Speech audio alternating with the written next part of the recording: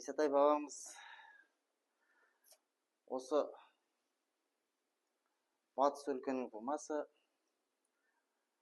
руы Жайық беріштен, оның ішінде Ағатай бөлімінен өрбіген. Қазақ халқы үшін осылардың жаңағы тұрмыс тіршілігі үшін күрескен адамдардың бірі. 1836-1838 жылғы болған көтерілістің қолбасшысы және оның қасындағы серігі, ақын әрі батыр Махамбет Өтемісұлы болатын.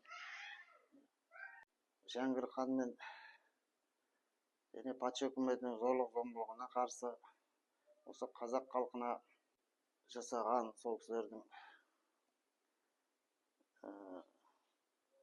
несіне қарсы болған Исатай бабамыз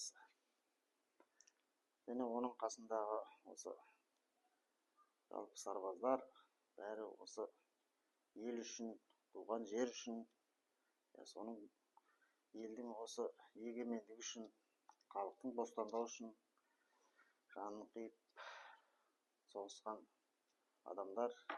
Исатай Тайманұлы соған қысқаша шежіресін айтқым келеді. Мен енді оны әкеміз айтып кеткен, соны қазір сіздерге айтып берейін. Кімнен қалай тараған жөнінде. Біздің енді аталығымыз Жайық беріштен өрбіген, одан Наурыз, Наурыздан Тілеуке, Тілеукеден Ағатай, Ағатайдан Боқай, Боқайдан Бегәлі, Бегәліден Тайман, Тайманнан Исатай, Исатайдан Жақия, Жақиядан Шахмет, одан Таңқаш, одан Құрман, одан мен, Құрманұлы Қайырбек.